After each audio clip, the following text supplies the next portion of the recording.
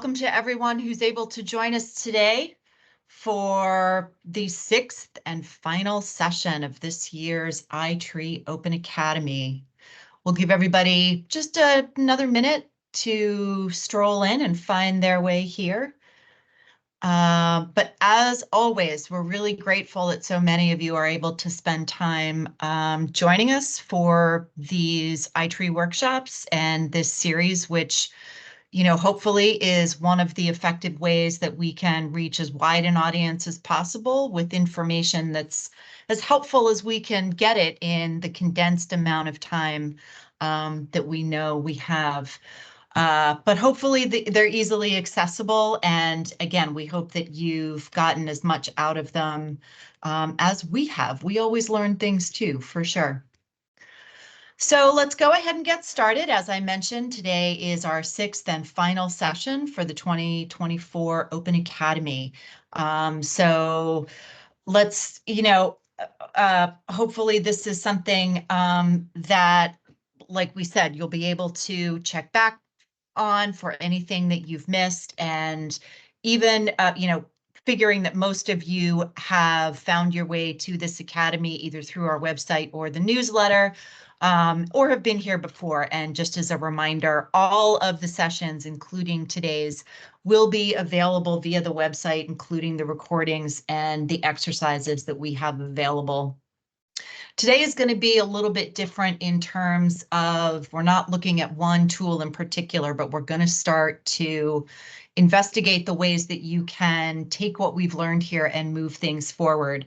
But again, today we're going to ask everyone to utilize the chat for any questions. We'll make every effort to address as many of those live as we can.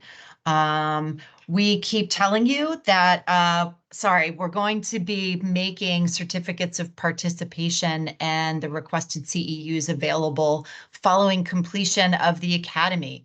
So here we are. And the way that we're going to do that, you'll learn more about this in a little bit, but we will have a feedback survey available before we're done today, but it will also be distributed widely to all attendees.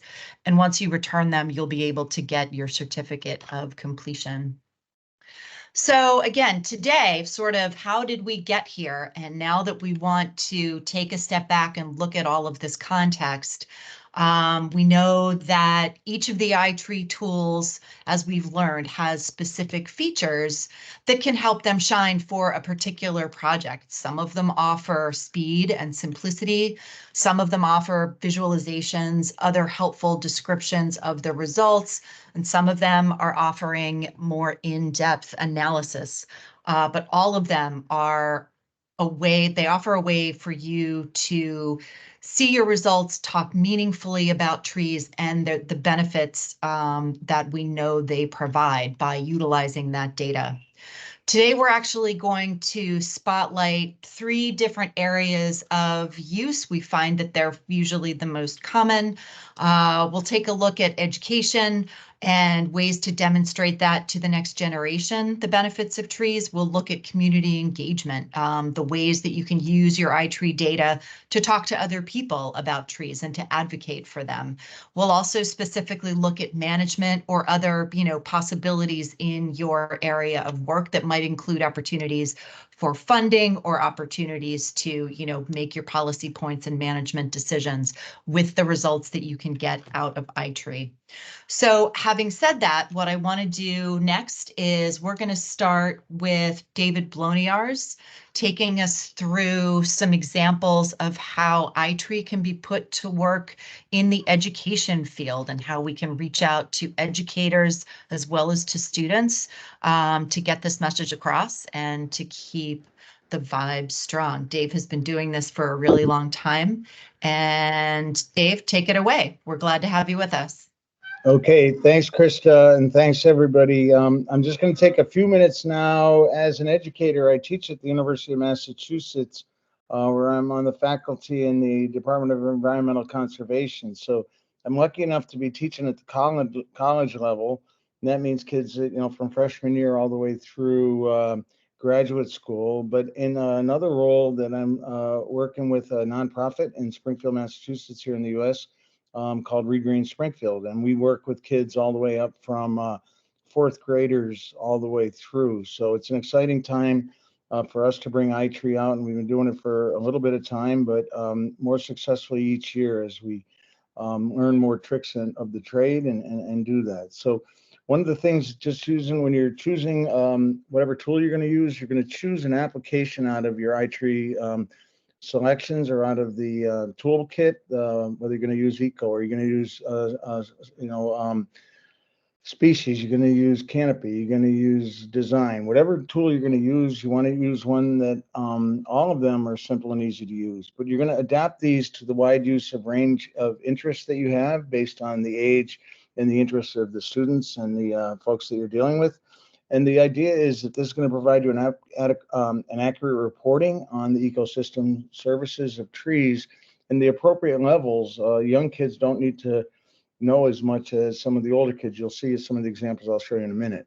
But it's ideal for exploration of environmental issues at all grade levels. So we just think it's a great start to get kids involved in the environmental field. I was just commenting earlier, we just kicked off a Green Corps program here in Springfield yesterday for youth ages 14 to 19 years old. And next week's first class, or the first class will be using iTree. We're going to use MyTree. So it's kind of interesting. And I think you might have seen some of these slides earlier, but the idea of the practical considerations, as I said, a wide range of users. And here's some college kids that are have their smartphones and using iTree. And then it goes all the way down, like I said, to our school age youth. And these are just some kids with a tree identification quick sheet right there, trying to figure out some trees out in the field.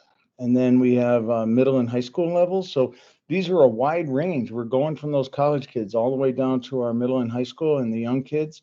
And it's a great opportunity. And then we also integrate this in using iTree with a bunch of sort of formal green skills training programs here in New England. And this group here is from Power Corps Boston. We go down, work with them for 3 days. They're all kids from diverse, low income, and environmental justice neighborhoods that are trying to get a start in the green industry. And they go to a 12-week program and eventually get placed in a green position. So we work with several of those programs throughout New England, and I love bringing it to the folks that are going to gain some skills and expertise.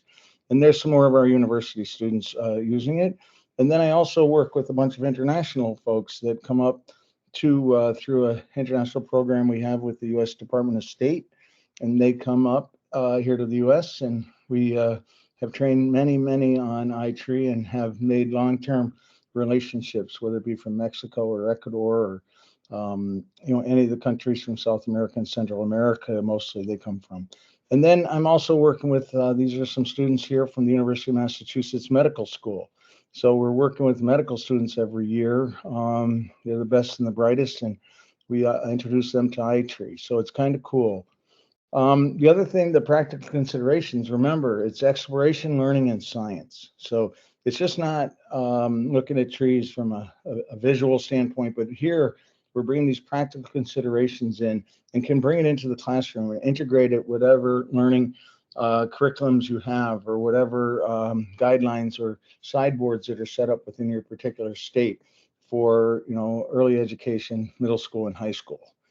And so this is I just made this to show you from red on the left all the way over to green on the right, which programs that we've introduced during our course here are easiest to implement and easiest to adapt to a classroom and the most difficult.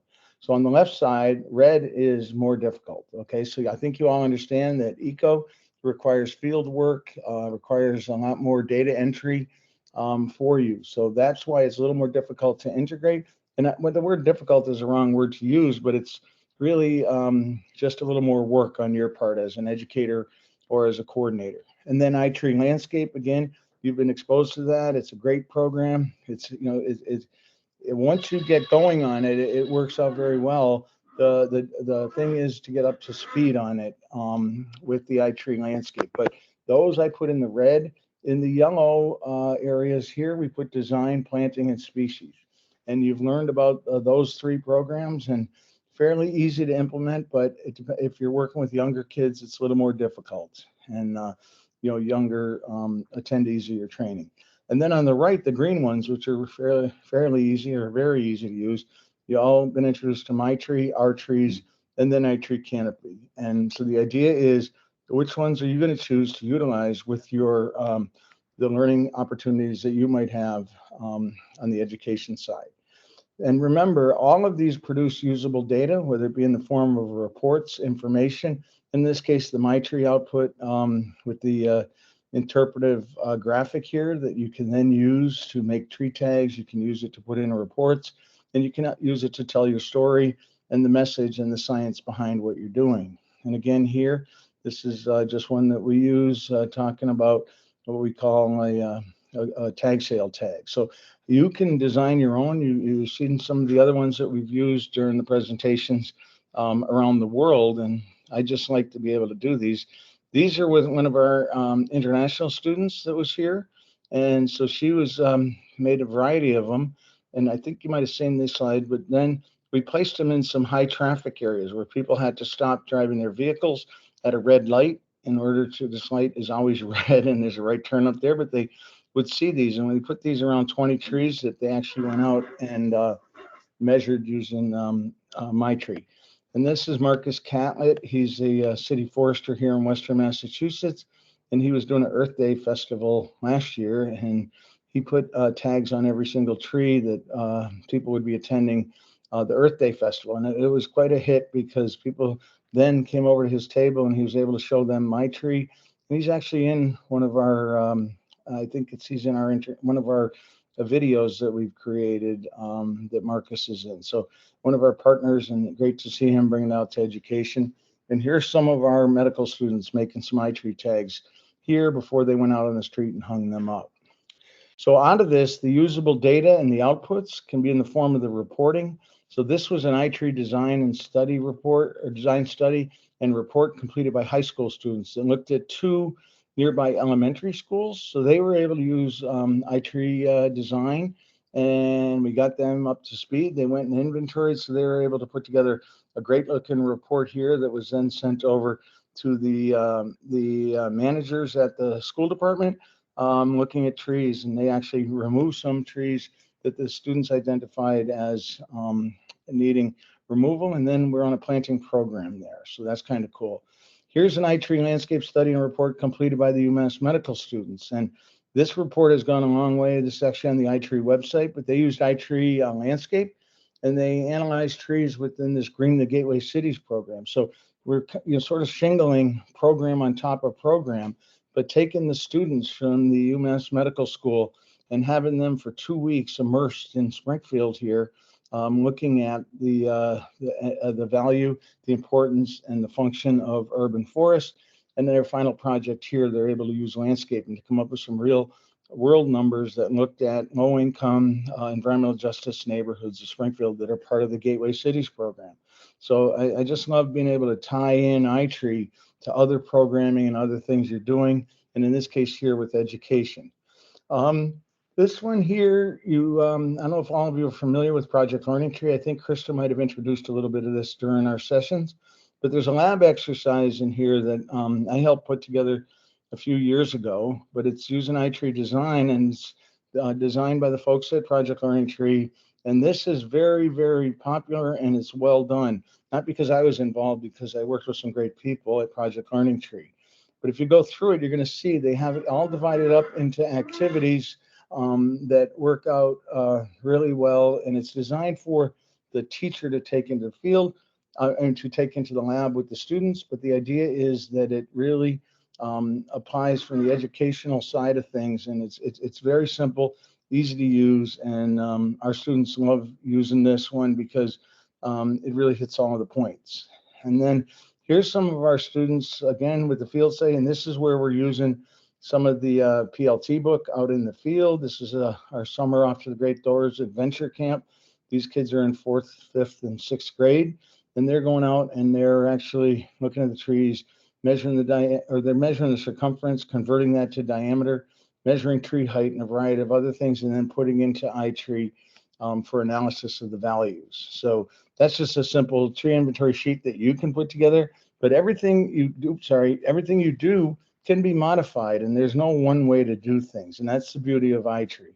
And this is the PLT one here, where it goes up and it actually use the data that's found in iTree design, and you're able to put the dollar value and the ecosystem services that are provided. So that works out really well. And the book has a bunch of worksheets and some instructional things within it. The last thing I just want to point out here is some of the tools that you might need, but you don't have to go buy the most expensive things. In this case, it's the diameter breast height um, tapes. And what we do, we have a caliper here, and we have a regular Taylor tape, and then just a plain simple small diameter tape and a bigger one. But here we make a circumference tape with survey flagging. And it's just done with that and a Sharpie. And the kids make that and bring it out into the field. They measure the circumference, then they convert the diameter, and we put it into iTree. The other thing, measuring tree heights, we have a clinometer there that you're going to pay $80 for. We have a plastic clinometer here that's pretty cool that you pay about $21 for. But we also have one here that's just a plastic compass with a straw, a string, and a nut hanging from it. You can make that for around $1. And it's one single way that the kids can learn a little bit about geometry and learn about the heights of trees. So there's that, and there's some of our students at the Off to the Great Outdoors Adventure, and they're actually measuring the heights of trees. So they're becoming citizen scientists at any point. The other thing is, if we don't have a measuring tool, because we want to measure the distance away from a tree to use our tree height or our clinometer that we hand make, you need to have a tape measure, but we don't have, if you don't have funding for a tape measure, you just use some paracord, and every 10 feet, you just put a mark with some duct tape or any kind of tape. And then, you know, you have a tape that will measure, or a string or rope that'll measure every 10 feet. And then the last thing here is determine direction. So especially when we're using MyTree, you want to know the distance or the direction from your tree to the house or to the building, and we have to have that right. So you can go out and buy one, a compass, any commercial compass is going to cost you around $30 to $40. So we've actually worked with the kids, and it's kind of cool. We actually just make a compass here by a penny and a needle floating in a tub of, or a container of water. And so what we do with this is we then point to the kids which way direction is north.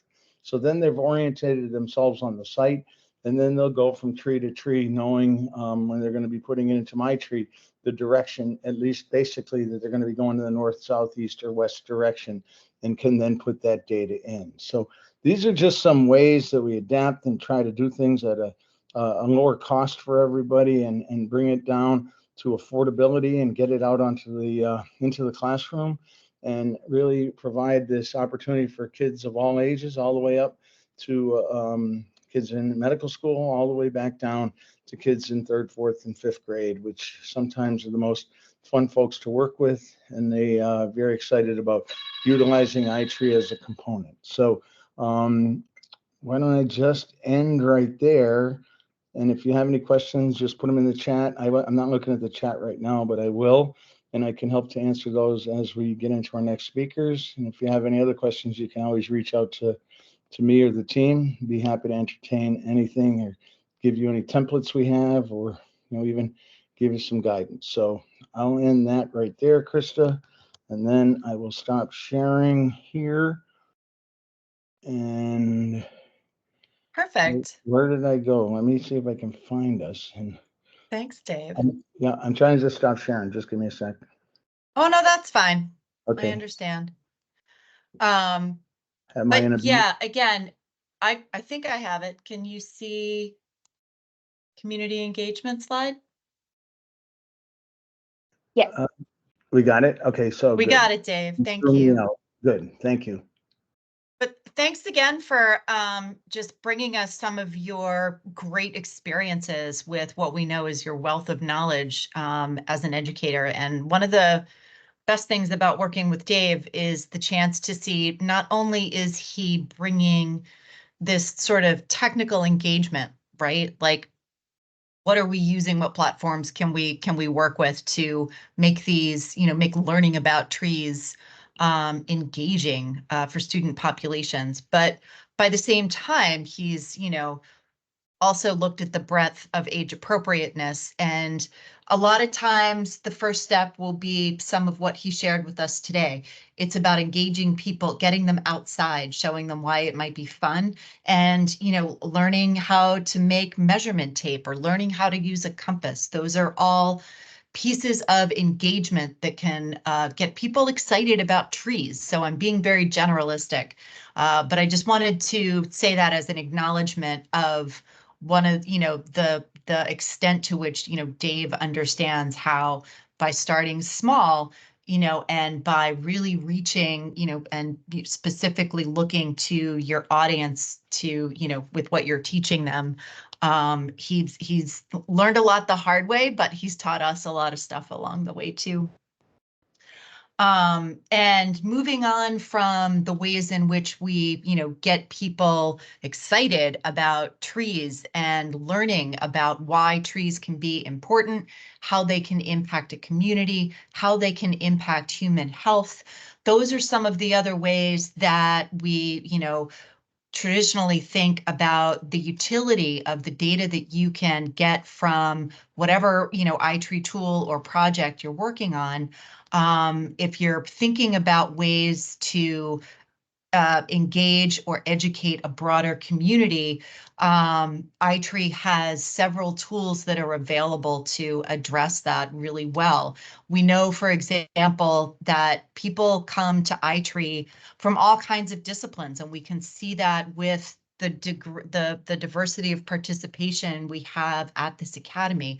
But people, we have folks joining us from municipal tree care programs, urban forestry departments, people who are working on PhD dissertations, folks who are working with or engaged with community nonprofit organizations who are interested in these details across their neighborhoods, and, educators for sure, teachers and those who are looking to work with broader audiences. But they're all basically looking for a seamless way to look at tree data and talk about tree benefits with their particular audience. And community engagement, we know, can be particularly challenging. Not only can it come down to the level of resources you have to be working with that kind of engagement in a community. Not everyone talks tree, right? So sometimes that makes it even more challenging to get these points across. So iTree can really bring together a couple of different pieces that can help you take that message more broadly. So I want to look at just a couple of examples of ways that community projects can turn your iTree data into this, meaningful messaging, depending on what your goals are. And that can be in the form of maps, that can be in the form of charts, and the other ways that you can visualize data for people. It can also be the distribution of fact sheets, whether or not, whatever it is that making your goals a reality and the things you need to talk to your constituents as a practitioner. One of the things that Dr. Dave often talks about is speaking for the trees, and he does that from a particular love of Dr. Seuss, which happens to, Dr. Seuss was actually from his hometown. But anyway, so, what does it mean when we say that? If we're trying to think about different ways to put across the information that we know that iTree holds for the benefits of trees, and how do we put that in context so that we can help other people understand how trees are related to their neighborhood, and not only what that means for things like for aesthetic purposes, in terms of, I'm not talking about like HOA environments, but obviously those things can work in concert, right? Aside from the aesthetics, there are benefits that we know make trees valuable for the communities where they are. And all of those things, impact one another. So knowing more about your environment and about your landscape really can improve understanding of the relationships that we know exist between people and nature. Anytime that we're talking about the forest community, whether or not it's a small town or it's an urban forestry program, program. All of those things work in concert. And usually, when we talk about the habitat where trees exist, people are frequently there. And it can become part of a larger understanding and awareness of how they impact your backyard environment, but also your regional environment. That's another way that iTree can be really helpful when you are working with the tree data and your specific information to visualize that impact. It can really help aid that connection, right? If somebody's looking at a map and they know instantly that that's where they are, and they can start to look for a place that they recognize that's familiar, and learning more about it can be one of those integral ways to start educating others about this value of trees. So assessing your canopy with this additional information, not just what you can access through iTree, but the other things that you know about your community and the ways that you are forwarding engagement. These tools can all help enhance that. And it can help us understand better ways to manage our trees and those benefits for the future, but also improving those communities at the same time.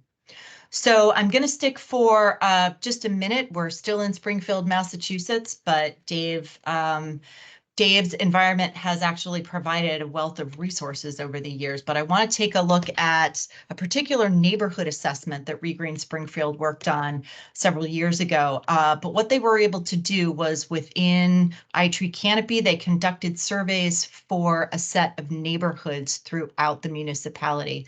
So the data from Canopy was organized by neighborhood. It offered them snapshots of canopy distribution across each neighborhood. But alongside of that, in this report, they were able to include little snapshots about the neighborhood and the history of each one. And it became this way to engage folks not only with the flavor of a particular neighborhood, but a way to talk about the distribution of the canopy as a path forward for management. And, they were able to sort of do this as a compare and contrast citywide. And again, so the way that they put these together were these little neighborhood snippets that not only talked about the results from these canopy surveys, but was also able to highlight some of the features and the little gems in each of these neighborhoods that could make it more meaningful for the folks who were getting this information. One other example out of Massachusetts includes this, in 2011, a late season tornado struck Western Massachusetts, and you could see the scars from that tornado pretty clearly across the Google landscape. And because Regreen Springfield had primarily, they had engaged with Canopy in the past, and they were able to return to it as a resource that could help them assess change in regard to some of the ways that they were going to consider how to deal with the impacts. And what I wanted to show you was that so this is the path of the tornado as it was visible in December, and the canopy survey that was completed across periods of time was able to take a look at the damage as sort of like a before and after, and we're now able to take a look at some of the impacts that you could see in certain locations. This is a very general example, but this particular golf course, we can see that prior to the tornado, it looks very much like the golf course would with an aerial photograph. And then you can see in, following the tornado, you can see the areas of particular damage. And then what we're able to do now, this is thinking more differently about moving forward in terms of change. You can start to take a look at the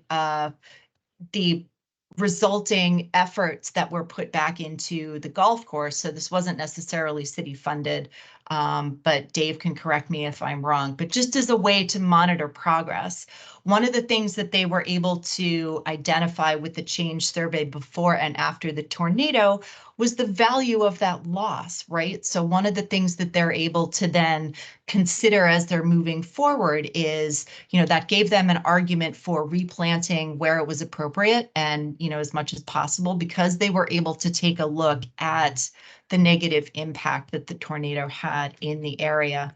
So again, it can be a way to inform your project success, but that comparison element and the ways to show it and the ways to access it can definitely help you think about impacts of projects, impacts of natural disasters, impacts of development, and to consider them alongside future needs. iTree has a number of pieces that can help you focus on the things that matter to your neighborhood. It's a way to see a benchmark for the resources that you have and the distribution of your canopy cover. And in addition, as we looked at when we looked at landscape, you can access not just that canopy information, but how does that correlate with what you can see as the distribution of canopy and benefits.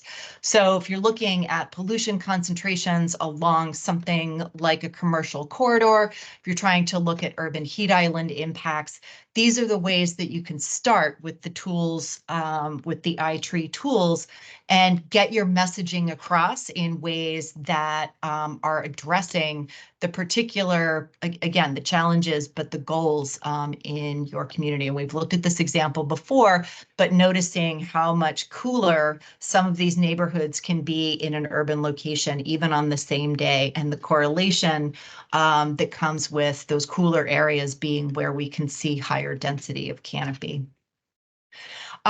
It's also, landscape also happens to be a way to share what priorities might look like for your community. And that's basically a way that you can look at the census data that's available and the other demographic information, whether or not it's, now landscape includes designations for traditionally overburdened communities across the nation, and as they were determined by the Justice 40 initiatives. So looking at things like equity, looking at, again, that distribution of demographics and populations, as well as identifying gaps. Where can you see need? Where do you see places where your existing tree benefits are low? And this can be a meaningful way to engage others in advocating for those particular goals and objectives. These examples are from specifically iTree design, but we know sometimes money talks, right? It's a way that you can demonstrate trees are an investment by looking at the value that you can expect from your planted trees and from the canopy that you have. So you can see benefits over time as well as for the current day, but that ability to sort of take a look at, or at least estimate those future values, can be what gets the message across. In terms of, utilizing these tools to continue advocating for tree care, we can drill down into information that can look at the distribution of, that's species specific. So if you're looking at overall diversity of trees of species in your particular place, how healthy are they? And when we talk about advocating for tree care, one of the things that we know is that those mature trees are usually producing much stronger benefits and exponentially stronger benefits than anything that's new. So looking at the value of that and comparing that to this, or utilizing that in ways that you might advocate for keeping the healthy trees that you have. And I just want to go ahead and note too that, relying or utilizing some of these visual pieces can also be a valuable way to, highlight places of importance or areas that are popular in your location, again, to sort of get at the root of things that are going to get the message most meaningfully across to, your particular audience. So I just want to sort of end with a couple of notes on, we're thinking about the ways that you can put this all together. And we always like to acknowledge that what you know as the people who are doing the work on the ground, that always informs your way forward. And what iTree can help you do is start to think about what you have, where do you have it, and where do you want it to go. So all of the places where you as practitioners have unique needs, there are things you're going to be thinking about, there are contexts that are specific to where you are. These can be great tools for sharing more information with your communities, but also as a way to engage them and learn more from them, right? We know that that's also an important part of this process. So when you can start to demonstrate these things and look at changes, or again, look at those gaps, can really be great drivers for conversations with people who are impacting policy where you are. So these are opportunities for engagement. These are all opportunities for stewardship, as well as resource management. So with that, we're going to actually take a different step back from this community level of engagement and talk specifically about what it means to think about the iTree tools across or through the lens of actual tree management and the ways that you can dive into that too. So I'm going to hand this off to Jason. All you. All right. Thank you, Krista. Just pull my slides up here. All right.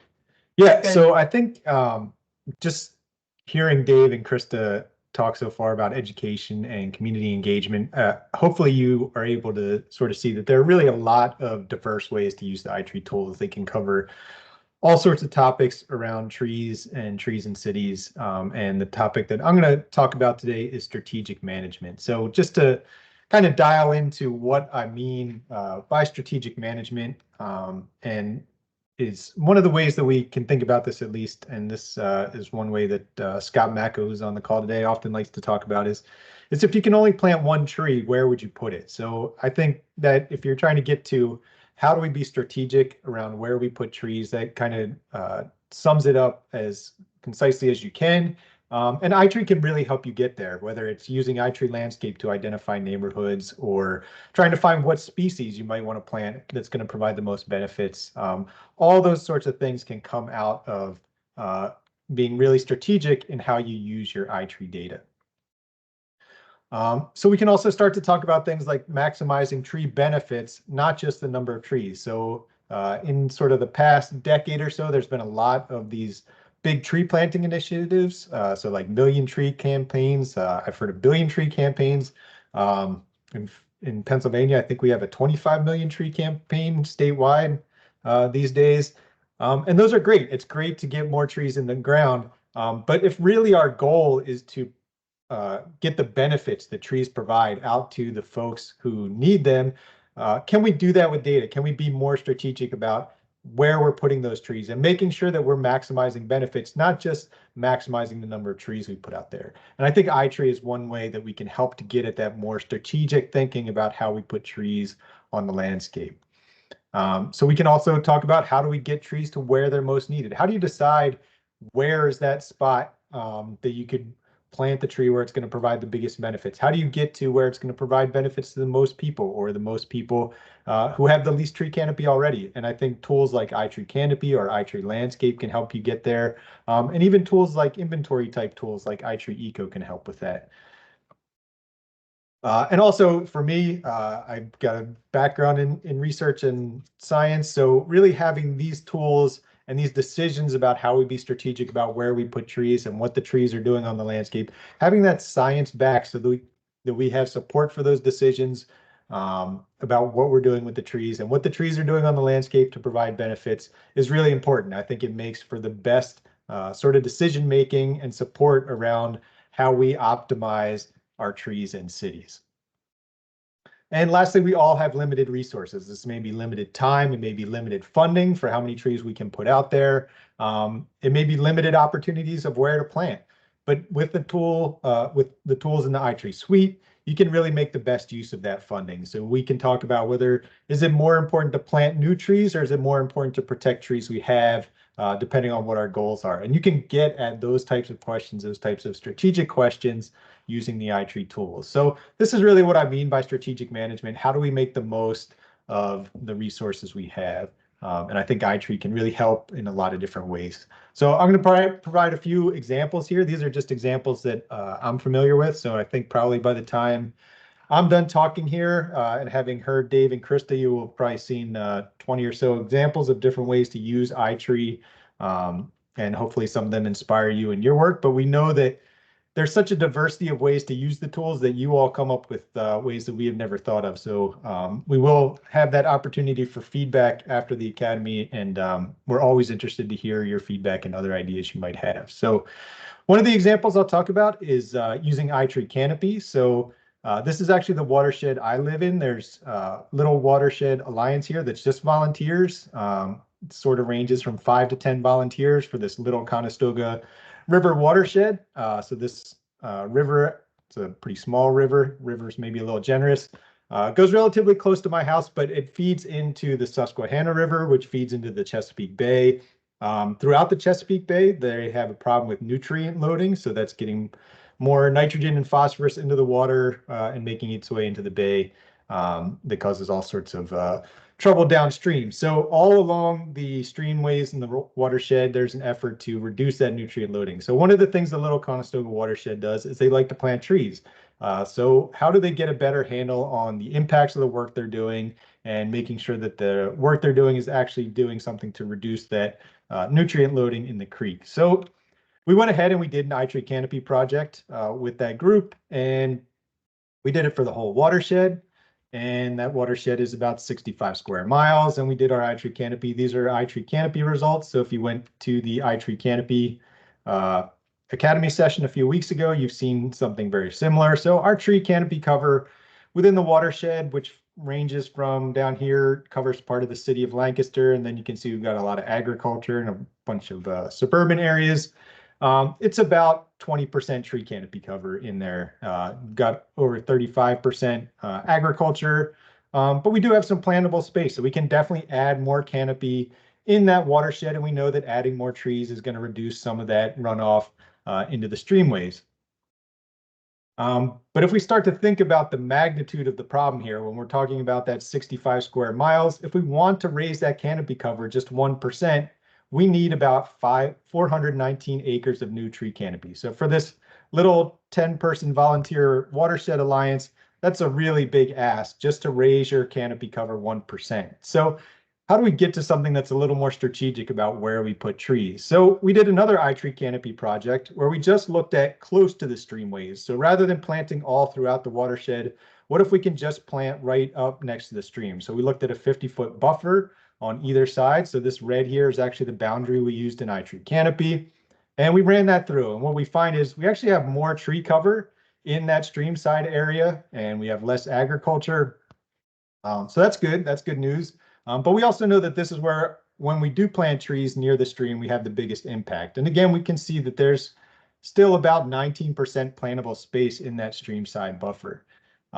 So now we get to a much more realistic number of how much trees we need to plant. If we want to raise our canopy cover in that buffer area by 1%, well, now iTree Canopy tells us we only need about 16.3 acres of new canopies. That's a much more doable project size for this group. There's actually lots of funding to increase tree canopy cover in the Chesapeake Bay watershed. So this group can take this as a realistic estimate of what they might want to do. Maybe we want to do 16 acres of new tree canopy cover per year, and they can talk about how to fund that and how to plan for that time horizon where they can get maybe that stream side tree canopy cover up to 50%. So you're being really strategic about where you put trees, and you're also coming up with some strategic information to take back to your funders so that you can point out the benefits of your work and that you're going to have a real impact. Whereas if we just planted all throughout the watershed, we could plant tons and tons of trees, and we're barely going to make a dent in how much tree canopy cover we have. So that's one way to use one of the tools, iTree Canopy specifically. Here's another example. This is from a friend of ours, Jenny Garden in Australia. She used to work for Seed Consulting and now works for Edge Consulting. This was a canopy project. They actually did change over time for the city of Charles Sturt. And the city of Charles Sturt was actually putting a bunch of money into tree canopy cover planting over time. And they wanted to see the impacts of their tree planting. And what iTree planting showed was that overall citywide, they increased tree canopy cover for sort of the first time period they measured, and then tree canopy cover went down. So their and impervious cover went up. So they're putting all this money into tree planting, and they're not seeing the results in their tree canopy cover. So what Jenny actually did is she divided it out by public lands and private lands in iTree canopy. And what she saw that it's mostly the private lands decrease in canopy cover that's causing that overall trend of downward tree canopy cover. So using iTree canopy and looking at a few different points in time, and then also dividing it out by that public and private lands, you can strategically identify where is the issue, why are we unable to raise our canopy, and then where do we need more trees? Well, now we know we have to engage private landowners. So, now we can be strategic about our efforts, about where we engage folks, about getting new trees on the landscape. So again, just doing a sort of simple iTree canopy project, you can identify a problem and you can sort of then dive deeper by looking over time and looking at perhaps those different strata of private lands versus public lands. And then you can really, again, be strategic about how you're going to put trees out there to overcome these challenges. So that's iTree canopy, a couple uses of iTree canopy in that sort of strategic planning area. And I think iTree canopy is great for benchmarking. It's really nice for identifying the scope of the challenge. So if you know you want to raise canopy cover, you can get an idea of how many acres, how many hectares of trees you're going to need to plant. And that can be really powerful information to have when you start to think of how much funding you're going to need or how to plan out your group's time putting trees in the ground. And it also has that information about the benefits trees are going to provide. So if you want to know, like, if we do increase our canopy cover, what are we going to get out of it?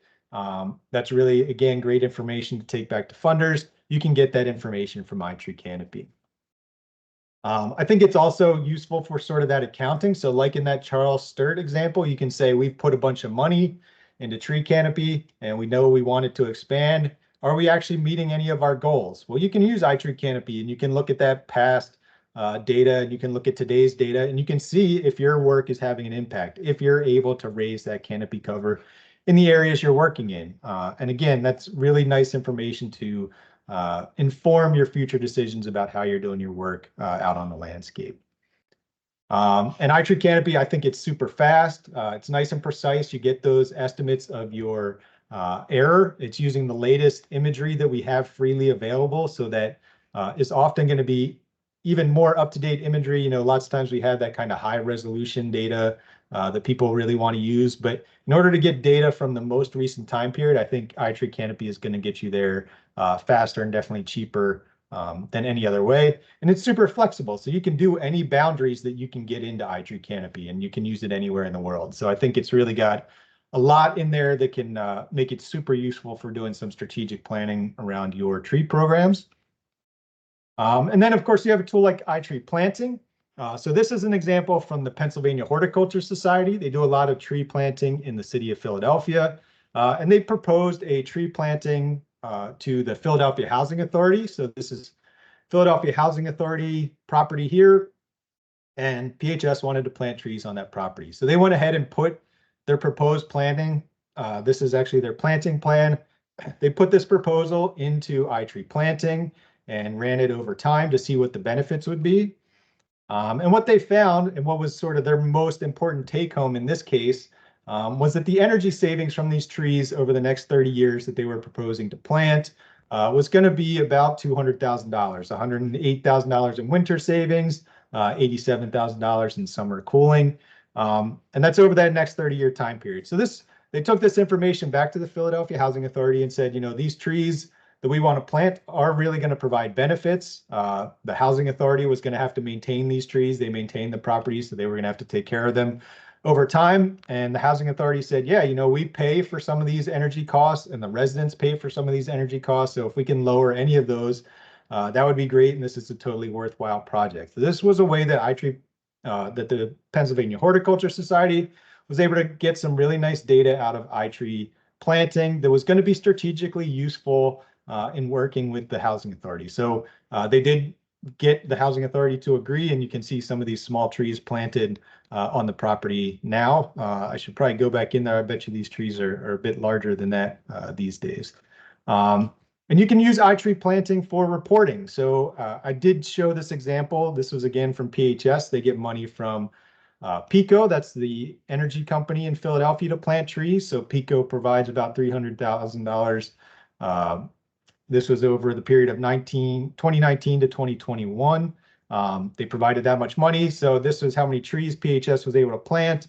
And they ran all these trees through iTree planting to estimate the ecosystem services and essentially that return on investment. And what they find is that you get about $3 in benefits over time for each $1 you put into that tree planting by PECO. So this is a nice way for them to take this information back to their funder and have that relationship continue where they're going to fund these things into the future because they can see that return on investment. We also have groups that use iTree planting for sustainability reporting. So this is the Giving Grove. They do food orchards in cities all throughout the country, but they're also trying to make sure that their efforts are sustainable. So in their sustainability reporting, they run all their food orchard trees through iTree planting to get estimates of carbon uptake over that period so they can then add that to their sustainability report. So iTree planting is a really nice tool for reporting. And, you know, it really has a lot of power in iTree planting to be strategic about talking about small trees. Because anytime we put small trees and start to talk about their ecosystem services, we're talking about small levels of benefits, small ecosystem services. So when we can grow those over time, we can get to really powerful projections that really support strategic management of your trees out in the landscape. You can show the impact of your projects.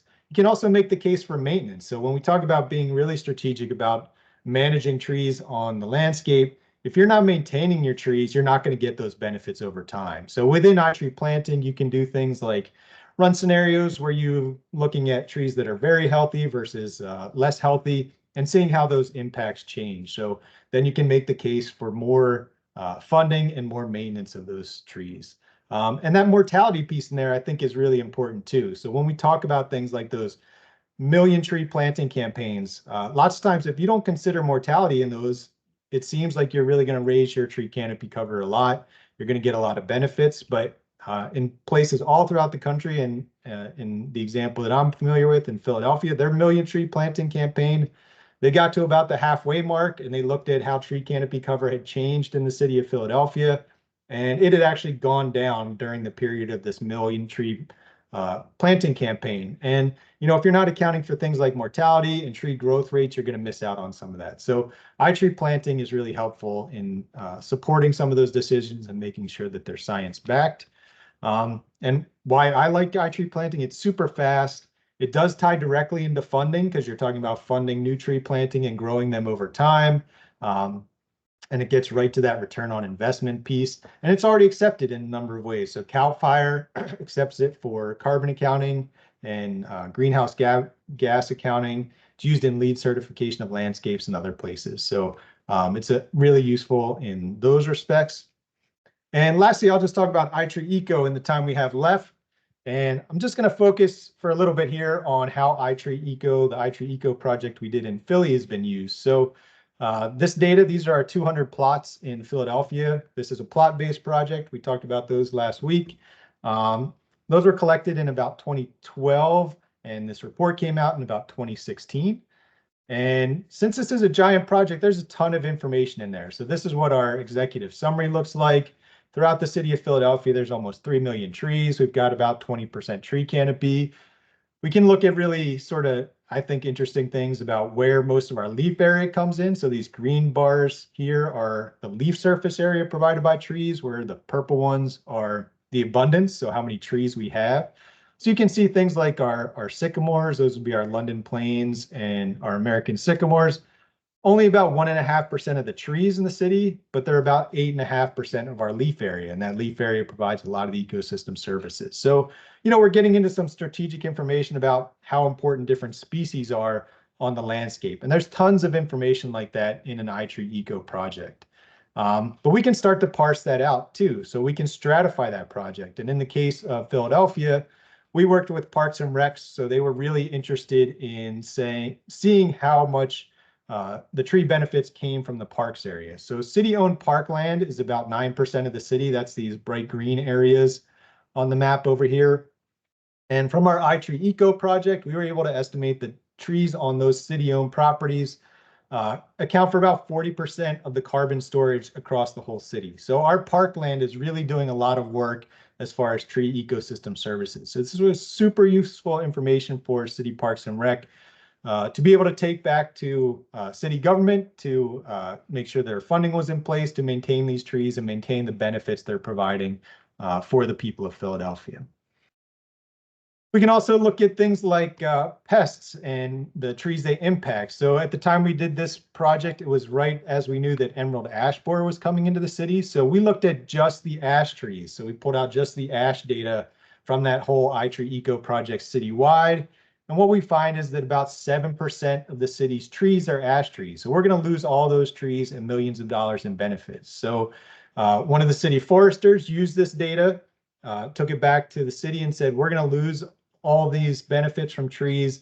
I'd like to go out there and see where these trees are and come up with a plan just to manage our ash trees. So the city funded this plan and they came up with a really nice plan to where they were going to keep trees up, where they were providing benefits to a lot of people in parks. Then they're going to treat those trees so they don't get affected by emerald ash borer.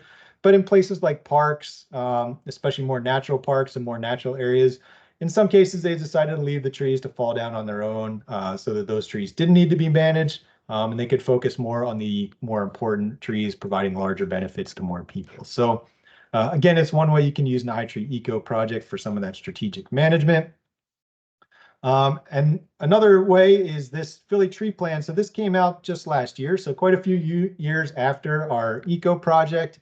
And it includes some iTree Eco estimates about the benefits that all the trees provide in the city. But this is a forward-looking tree plan. So they're really trying to be strategic about how to go forward in time using the benefit information they know about trees. So what they did is they projected, we want to raise our canopy in a bunch of neighborhoods. We want to raise our street trees by 7% to reach these 2030 canopy numbers. So they had pretty modest goals in this plan about how much they were going to raise tree canopy cover. And then they estimated how many trees it would take. And that's information you can only get by doing an iTree Eco, an inventory-based project where you know what the trees are already doing on the landscape. How big are those tree crowns? How many do we need to reach some of these goals? And they estimated how many of each one of those trees they needed and the cost. And what they come up with is almost $250 million to reach these tree canopy cover goals. So that's a huge number, and what they, obviously it's not always realistic here, but what they did from there is they really zoomed into neighborhood levels and said, well, we can't do this on the whole city, so let's do it where trees are, again, most needed. So we can prioritize and we can get an idea. If we want to raise our tree canopy in just this neighborhood in Southwest Philly, how many trees are we going to need in that area? Now we can focus our efforts to get tree canopy cover where it's needed most. And again, this is all sort of following along by having that inventory data in an iTree Eco project. I'm going to skip past this one now because I know we're running out of time, and I just want to mention a couple other types of examples. If you're really interested in ways to use iTree Eco, this paper from the UK summarized how iTree Eco was used in a bunch of different cities throughout the UK to support tree management and green space. It's a really nice, it's pretty readable academic paper, but you can take a look at it and see all the different ways that folks used iTree Eco to increase tree canopy or better manage tree canopy or better value tree canopy cover in their cities. And lastly, as far as iTree Eco goes, those big citywide projects can seem kind of daunting, but I just want to point out this one project from Rita Stevens. She was a volunteer on her local tree commission that we worked with in Abington Township. This is a small township just outside of Philadelphia.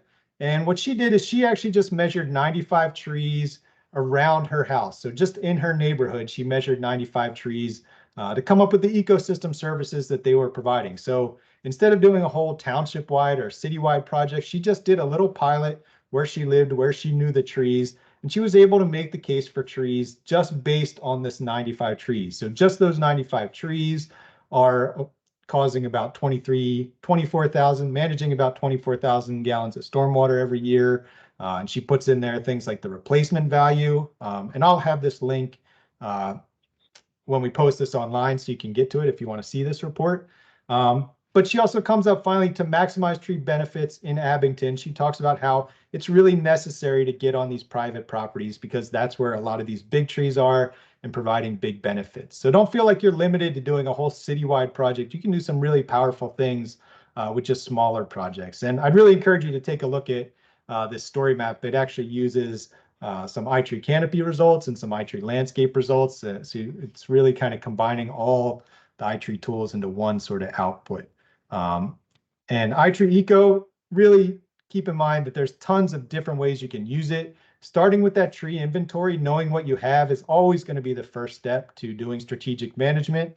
And there are lots of different ways to use iTree Eco to support that kind of strategic decision making. And really, this probably goes for all the iTree tools, but they're science backed. So it's really providing really nice support for the work you do. And there's tons of flexibility going from that education that Dr. Dave talked about to engaging communities, as Krista talked about, to really getting to individual tree strategic management. All sorts of ways to use the iTree tools. And we are really sort of interested and excited to see how you use them. So that takes us to kind of our next steps. If you're trying to decide, you know, the academy's wrapping up, what do I do next? Take a look at the homework for this week. It's to put together an action plan. So start to write down how you might want to use iTree. We found that people lots of times go through these academies and then they kind of put iTree aside and don't come back to it for a while. But if you just make this plan, go through and start to write down, you know, what iTree tools do you think you want to use? How are the interesting ways you might want to use them? It can really reinforce your learning and keep this whole iTree idea kind of top of mind to support the work you do. And if you need more resources, do check out the Academy page. All the stuff we've presented the whole last 6-7 weeks is on there. We also have a video learning page up on the iTree webpage that will dig into a lot of these tools in more detail than we've been able to go through in these kind of rapid fire sessions in the Academy. And finally, we have our support page where you can always find more information and find information about getting in touch with us at info@itreetools.org. So lastly, just to wrap up, we will give out certificates of participation. To get one, you just need to fill out our feedback form. We will send out a link to this form and Jay will probably drop it in the chat too. Fill it out at any time. As soon as you fill it out, you'll get your feedback form. For the CEUs for ISA and state of New Jersey, we will file all of those for you. We've been keeping track of who put in that information when you registered and what sessions you attended. That'll take us a couple weeks to get it submitted, but we will email you when we submit that, and then it'll be up to ISA or New Jersey to post those to your account or to account for those however they normally do. And with that, if you want to engage with us anymore, there are a few other opportunities. We will be at the Partners Conference in Chicago in November. There's a European iTree conference coming up this summer. We'll have an International Academy this fall, and do sign up for our newsletter or join us on LinkedIn if you want to hear any more about any of those.